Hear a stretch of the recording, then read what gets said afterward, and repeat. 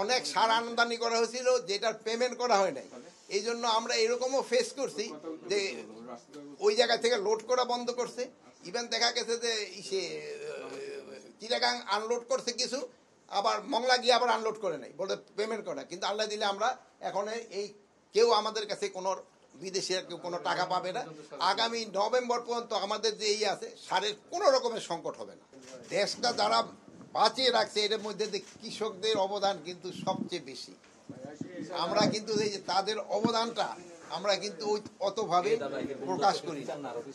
আপনারা জানেন যে আমরা দায়িত্ব নেওয়ার পরে মানে প্রায় 5টা ডিস্ট্রিক্টে বন্যা হয়েছিল। একটা হলো কুমিল্লা, তারপরে ফেনী, তারপরে আপনার ওই যে মৌলভীবাজার, 5টার মধ্যে সবচেয়ে বেশি। টোটাল এফেক্টেড হয়েছিল প্রায় 40টা জেলা। কিন্তু আমাদের কৃষকরা মানে ওখানে কিছু আউশ ধান এবং আমনেরও কিন্তু ক্ষতি হয়েছিল।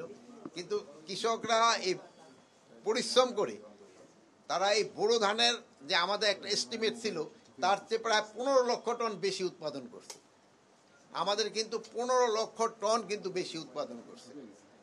তারপরেও দেখা যায় যে বাজারে হয়তো চাউলের দাম একটু বেড়ে যাচ্ছে 2-3 টাকা। তারপরে আপনি দেখেন যে অন্যান্য বার থেকে আমাদের যে একটা রিজার্ভ, ওই রিজার্ভ কিন্তু অন্যান্য বারের থেকে এবার কিন্তু রিজার্ভও অনেক বেশি আছে। তারপরেও বাজারটা কিন্তু হচ্ছে। তারপরে আপনি আরেকটা দেখেন যে আলু, গতবার যে দামে আপনারা আলু কিনছেন এখন কিন্তু আলুর কৃষকরা কিন্তু আলুর দামও পাচ্ছে না। তা আমরা চেষ্টা করতেছি কৃষকরা যেন আলুর দামটা পায়, এই জন্য এটা আমরা ওএমএস এর মাধ্যমে যেন আলুটা দেওয়া যায়, এই জন্য আমরা চেষ্টা করতেছি ওএমএস এর মাধ্যমে আলুটা দেওয়া। যেহেতু যদি কৃষক তার দাম না পায় নেক্সট বার কিন্তু তারা এই উৎপাদনের দিকে যাবে না। এই জন্য আপনারা চেষ্টা করতে হবে যে কৃষক যেন তার ন্যায্য দামটা পায়। এবং পেঁয়াজের ক্ষেত্রে আপনারা দেখছেন গতবার যে পরিমাণ পেঁয়াজের দাম ছিল এবার কিন্তু কৃষক পেঁয়াজ উৎপাদন অনেক বেশি করছে।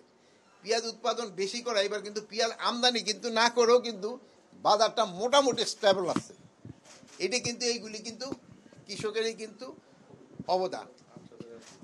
হ্যাঁ, আর প্লাস আমরা এই যে এইটা পেঁয়াজটা প্রিজার্ভ করার জন্য আমরা এই 8000 এয়ার ফ্লো দেওয়া হয়েছে, যেহেতু কৃষক যেন তার এই পেঁয়াজটা তার বাড়িতেই সংরক্ষণ করতে পারে।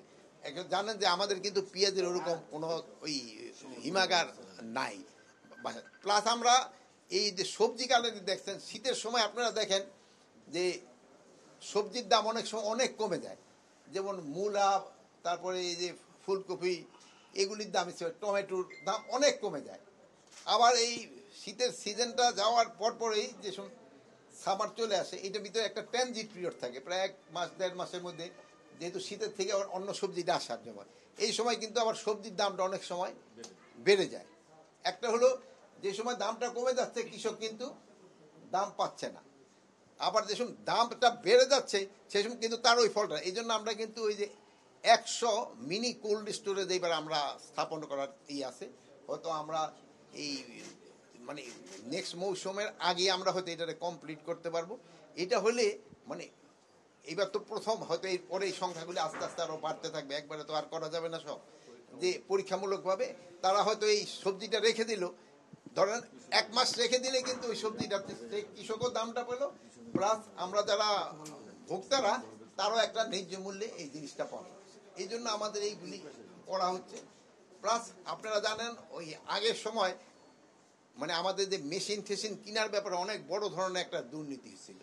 বাট এই দুর্নীতিটা যেন করার জন্য আমরা এটা কাগজপত্র ইসে পাঠাই দিছি দুর্নীতি দমন কমিশনে, যেহেতু এটার ইনভেস্টিগেশন আমাদের পক্ষে সব কিছু করা সম্ভব নয়। এই জন্য আমরা বলছি দুর্নীতি দমন কমিশনে এটা ইনভেস্টিগেশন করা, যারা দুর্নীতি করছে তারা যেন শাস্তির আওতায় আসে। তারপরে আরেকটা জিনিস ভালো কথা, সারের ক্ষেত্রে আমাদের দেশে ধরেন যে ডিএপি যে সারটা আছে আর যে ইউরিয়া, যেমন ইউরিয়া সারটা 20%, ওই যে ডিএপি সারের ভিতর কিন্তু ইউরিয়া 20% থাকে।